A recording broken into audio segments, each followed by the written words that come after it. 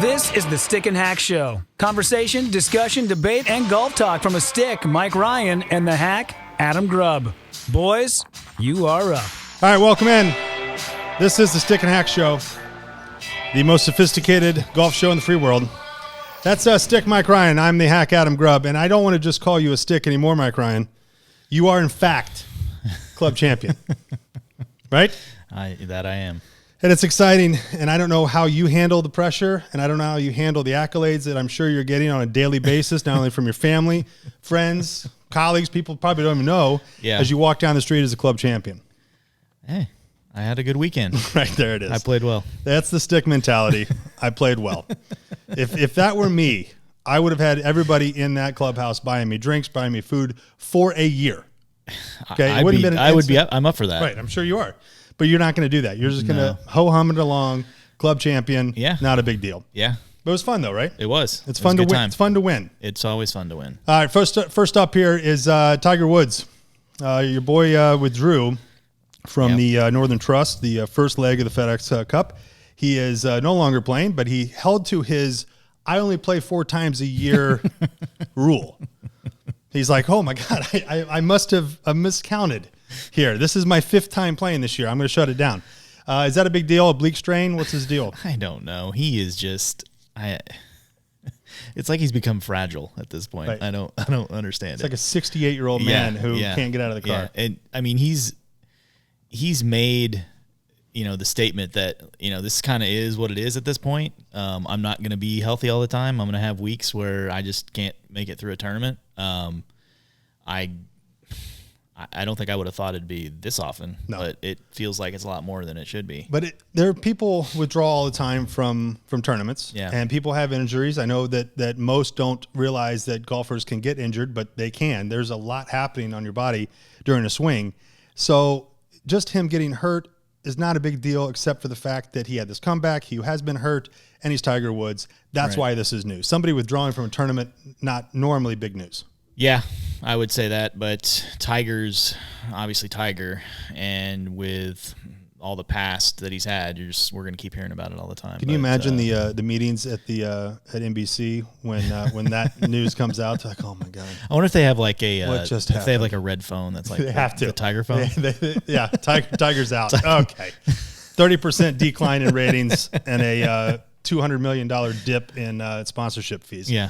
All right. Slow play continues to be a major point of contention and conversation. We talked about this last episode, but it hasn't stopped. The discussions have not slowed down at all about slow play. Right. And in fact, it's actually gotten worse. Where now players are starting to point out individual players that are causing the issues. And it's the mad scientist Bryson DeChambeau, who is the latest victim of this slow play. So explain what happened. Talk a little bit about the putt. I watched the video on this thing, and it was pretty egregious. What I thought was probably the most hilarious out of all of it was the fact that he took 2 minutes, and then he didn't even hit the hole. Missed it by 4 feet. Yeah, probably one of the worst, statistically, one of the worst putts that's ever been hit. And it was bad. I thought I had several of those, but he had the worst putt. So he took 2.5 minutes to read this putt, and it was not a long putt. It was 8 feet maybe, right? Right. And he made the statement that it was on a little knob or something like that. The announcer had said on there, after all that, this should move right to left a little bit. Yeah. And he just pushed it straight right, missed it by 3 feet. Yeah. But you see Jordan Spieth, you see other people. There's a picture of Jordan Spieth looking at his imaginary watch. He had no watch on. Yeah. And he was looking at his watch as DeChambeau was walking around trying to do this thing. But so now players were saying, hey, this was obviously you. Yeah. You took 2.5 minutes to hit a 6-foot putt. What is the problem? And then he came back and was like, whoa, hold on a second. Right.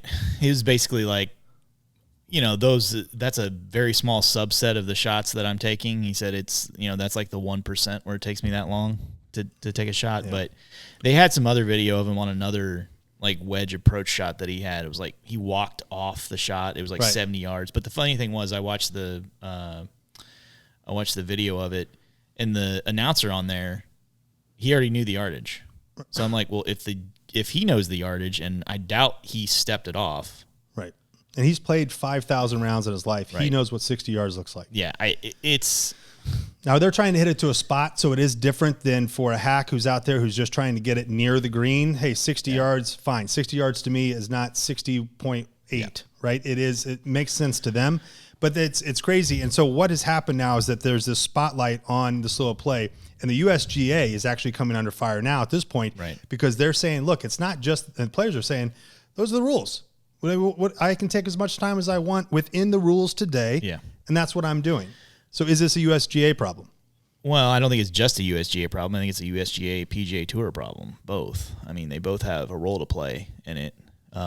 You've got to have some better definition in the actual rules that would govern it somewhat. And then, I mean, the PGA Tour is probably going to be the one that has to actually enforce it because it's their events.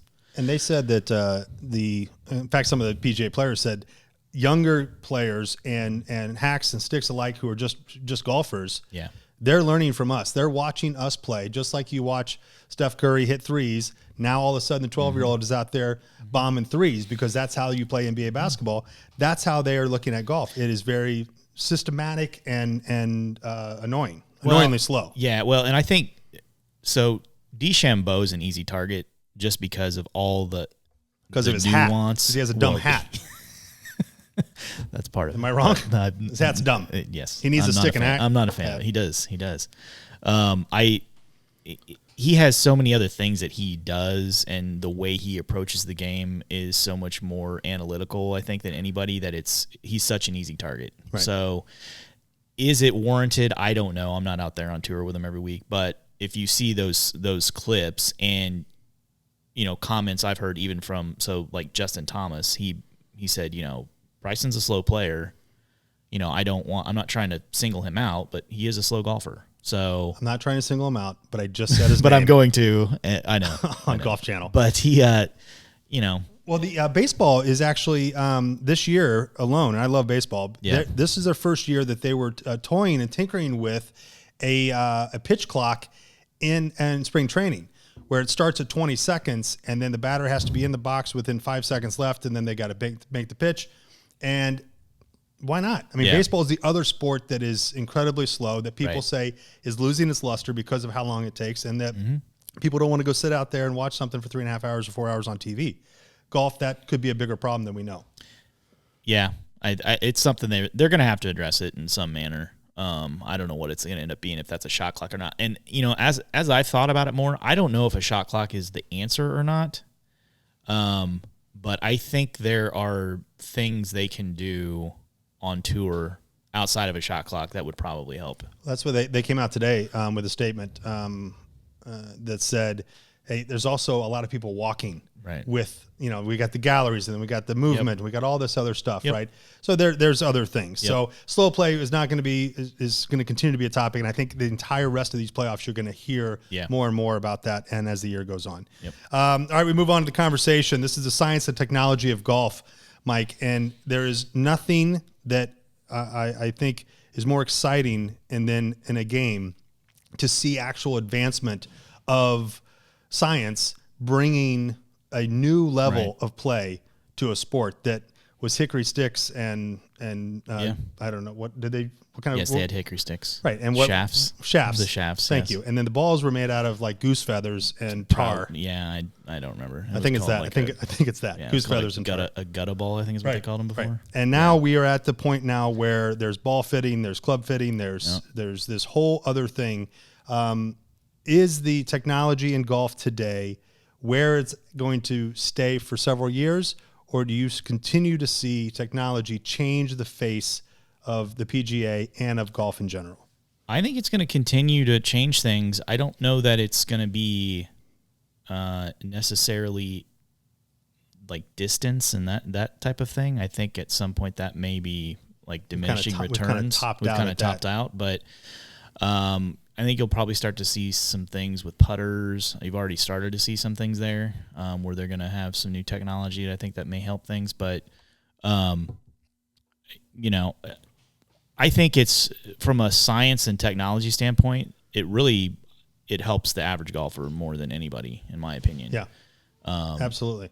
when you get up to the tour level, it's just you're tweaking things so much that it's just you're trying to squeeze every last ounce of performance out of the equipment. But I think it's those higher handicaps that all of a sudden are getting 10 to 15 extra yards on their shots, or they are seeing spin for the first time ever because of the grooves on the face of the club. Equipment does matter, and understanding what it can do for your game is important. What I think right now is strange is this data push. Okay, so data and stats and analytics are everywhere around us, and that's what's pushing most of business decisions today. Would be that. Yep. There are a couple data points in golf that I think are important. Fairways and regulation, which means that if it's a par 4, that you're on the fairway, or your greens and regulation. Yes. Greens and regulation. You know, every now and then the hack mentality comes out. It is. The greens and regulation is if it's a par 4, you're on the green in 2. Yeah. You're in regulation, and now you can systematically two putt for par, right? Yeah. Fairways hit would be that when you drive it, it's in the fairway, not north, right? Yep. And then number of putts. Yep. So how many putts does it take you to get the ball in the hole collectively throughout a round? Now, those are the only 3 stats for me that I've ever even known existed. For the average golfer, I think those are the only 3 that really matter, to be honest. I see all of these other analytics that are out there around strokes gained and blah, blah, blah. And all which I don't know what does that mean? I don't really either, to be honest. I don't really care. Even as a stick, I just don't care. Club Champ doesn't care, everybody. Newsflash. Club Champ does not care about strokes gained. It doesn't make any sense. I care how many fairways I hit. I care how many greens I hit. I care how many putts I have. Do you keep those stats? Really Do you write Not them down? really. I'll look back on if I have a good or bad round, and maybe just in my mind kind of think back through the round. Which is crazy to even think that somebody could do that. Why? Well, because if I look back at my round, and it might be easier for me to think of fairways hit because it's like 2, and it's by happenstance because I topped it 10 yards into the fairway.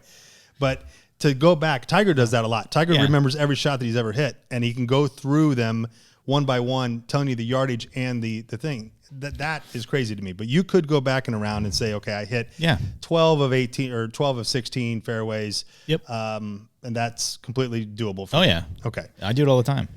I'll be sitting in the bar having a beer, counting your fairways. In my mind, I'm thinking you're I'm not sitting there like I know, right? Everybody gather around. We're gonna count fairways together. The sticks analytics. Let's do this. We're gonna count fairways. I need everybody's attention, and I need a pencil that works. It's not a out loud exercise. All right, it's a little bit better. It's an internal monologue, if you will. But I do like that. I like that scene a lot. So should players keep stats in their round? Is that an important thing? And if so, what could a higher handicap learn from that? What can they take away from the data that is part of our game today? I think for higher handicaps, it definitely helps because it at least gives you something to look at and say, here are the areas that I need to improve, right? And so you can see, in front of you on paper, here's where I'm good, here's where I'm bad, here's where I'm indifferent, so that you can structure your practicing habits accordingly. Sometimes the rounds too, especially with higher handicaps, it is so different from round to round on what is working. So it's maybe one round they're hitting great fairways. The next round they're all greens are in regulation. The third round they can't putt, right? Yeah. So it's a little bit of whack-a-mole, I'm sure. Right, yeah, I'm sure. But at one point you can say, okay, this is a round I put it all together and I shot a great round, and here's why. And then you have something to attribute the great play to, and not just luck. But these 3 things I'm supposed to do, I was able to do. And I've seen guys write down their scores, and their scorecard looks like John Nash from A Beautiful Mind at the end of the whole thing. But they've got all these scribbles and all these numbers and all these things. Yeah. And I'm like, dude, what does it matter? Right. You're going to shoot a 94. We're good, right? Just put it in the thing. But it matters to them. Yeah. Because they do want to get better. So for those hacks that want to get better, that's huge. And some people, I'm sure they get kind of a kick out of that anyways. Right. I'm sure it's fun for some guys, but for me, I don't care that much. And so the training, talking about those that have that will to get better. Everybody wants to get better at some point in their golfing career. And then some are just like, okay, this is where I'm at, and now I'm just going to go enjoy the game. But there are certain people that want to get better, so they train, they practice, and they figure out how to get better at this game. And there are so many training aids out there today and practice aids. It's almost like the people that sell all the lotions and the potions. Yes. You know, the multi-level marketing. Yes. MLMs. MLMs. Yeah. At any point, there's a new one out there that you're supposed to buy. Yeah. And I think we're a day away from somebody having a house party, and all the golfers have to go over there, and they have to look at some new putting thing, and we have to have some cheese and crackers. And hey, there's an idea. Crappy wine. It is. Hey, we'll do that stick and hack MLM. Let's do it. Yes. Oh my! I can the hear. Ideas are just I can hear the brain trust at Stick and Hack worldwide headquarters going crazy right now. So there are a lot of training aids. Are there ones that are specifically designed and that you think could help a golfer go and break into that 90, get a better swing, putt better?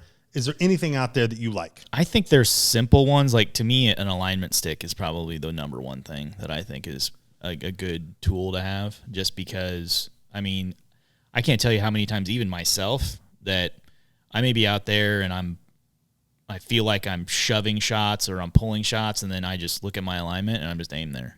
Right. And it's like, oh. And those are typically on fix. most driving ranges, and you never know really outside of just throwing it down on your feet. But if they have several of them, there are little pathways you can make, and there's things that you can do with an alignment stick that is outside of just putting it near your feet. But rule number one and lesson number one there is just, am I aimed right? Yeah.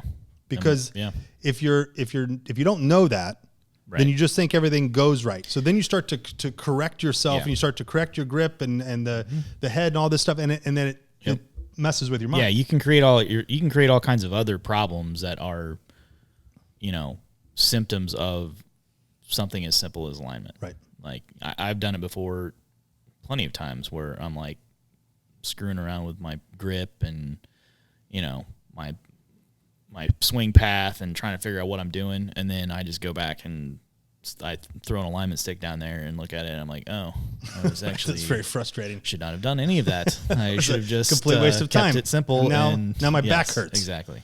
All right, so you say alignment stick is number one, and I agree, and that's something that you just never think of, especially if you are going to a practice session. Most golfers, and whether you're low handicap or high handicap, I don't think this is specific to either or. They just go out to hit balls, to loosen up, to feel the ball contact the club, to make sure that they're doing the right things. They're not actually out there for the full practice session trying to figure things out. And the guys that are, especially the guys at Topgolf that are doing that, come on. Who's doing that? Most people. There's a lot of people that are out there doing weird things, with their takeaway, and they're trying to figure things out at Topgolf. Okay. But the people that are at the driving range, the alignment stick is one. Two would be just knowing the yardage of the flags. Yeah. Right? Which I think is something that most people don't think of. They see all the flags out there and they see them as targets. But in reality, they are showcasing how far your clubs go. And knowing your yardage of your clubs to a 5 to 10 yard or maybe 5 yard degree is paramount in some cases. For sure. Well, I mean, depending on your level of ability, that could swing a little bit, but you need to at least have an idea of how far you're hitting every one of your clubs when you make good contact. So in putting, there's the that invisible line. So there's a line on your putter, right? Yep. And and somebody told me once you're supposed to take an imaginary line from that putter to the hole or to your target line if it's a moving putt. There are training aids now that have actual like mirrors and these prisms and these things that you can use. Are those helpful if putting is a weak spot in your game, which in most it is, i.e. DeChambeau? It might be. For me personally, I actually take a little bit different approach to putting, and that is, I think people don't focus enough on hand-eye coordination with putting. It's like playing pool or darts or anything that's like hand-eye coordination. You should be concentrating on getting your hands to hit the ball where your eyes are looking. And to me, there aren't a lot of tools that can train that other than, just visualizing the line that you're trying to hit the ball on. But for me personally, a lot of what I do with practicing putting is I'm trying to make sure that I'm hitting the spot that is my line, that my line's on. And that's the other thing too, and not to turn this into a lessons discussion, but I think it's important to know if you are practicing and you're trying to get better, that all the science, data points, technology, all of that, you can throw that out the window and you can just pick a spot and then hit to it. Right. But most players don't pick that spot. They pick the line. They kind of they're looking at a general area. They're not really trying to pick out a specific point to hit. And that's part of the problem I think a lot of people run into is they're not really focusing on a point. What about that point right in front of, like maybe a foot in front of you? Yeah, that makes it easier because you're not trying to. So explain that. Easier. So if you're trying to hit a point that's further away from you as opposed to closer to you, your hand-eye coordination is going to be able to hit that line that's closer to you than the one that's further away most of the time. And hand-eye coordination is not something that you ever think about outside of hitting the ball, that you've just got everything in sync. Putting is 100% an in-sync motion where you need to have everything aligned properly. That's another. Alignment sticks in putting?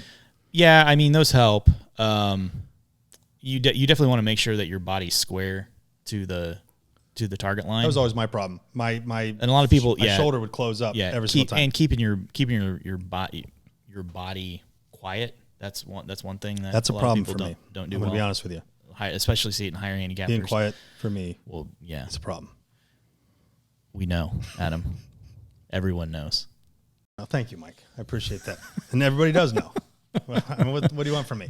Your wife especially knows. Yes, she does. She does. And anybody within 100 yards of me. Yep. All right, hack rule question. We're in the clubhouse now. We're in the home stretch here of the Stick and Hack Show.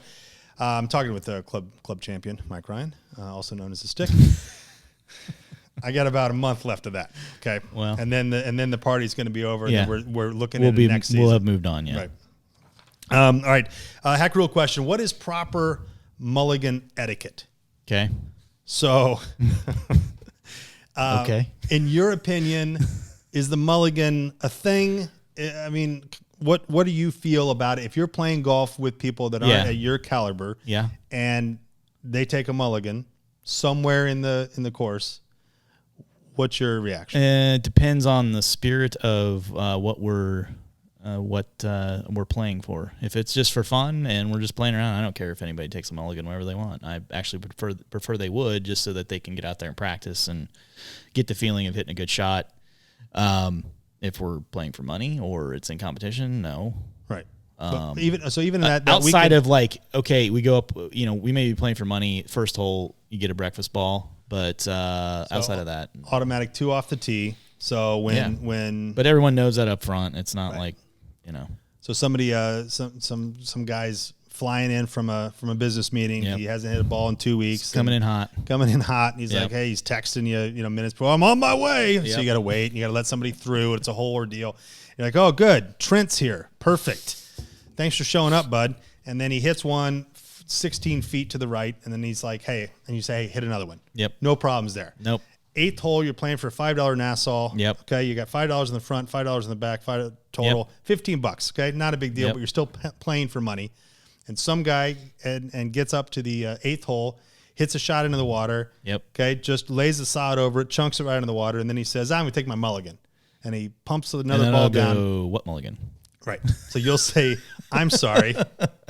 I don't think we discussed this prior. Did you buy string at the front office? Now, as well? if we set that out up front, if you set it out up front and say, okay, you can have one mulligan, right?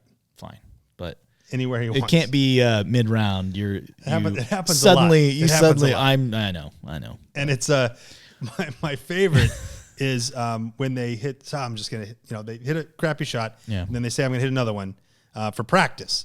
And then that lands about 3 inches from the hole. And they go, I'll take my mulligan. Really? Shocking. Convenient for you. That you have decided right then to take your mulligan. you have no problem with mulligans. I mean, they're mulligans in life, If they're right? agreed to amongst your group, and it's not a larger like tournament or something like that, that it's going to affect other people, I don't care. All right, so I disagree. The only reason I disagree is that I think it should just be, hey, you get two balls off the front tee, and then you get an auto two putt on the first green, and then you play your game. I mean, that's typically what I auto two putt. I've never done that one. Oh, well, play with me more often. Or maybe listen to my rules. Okay, the club champ doesn't know everything about the auto two putt. Yeah, auto two putt on the first hole, because you can. That way, you're not starting out with a 3 or 4 banger. I mean, they have a putting green. You know that, right? Yeah, and I don't go to the putting green because that's stupid.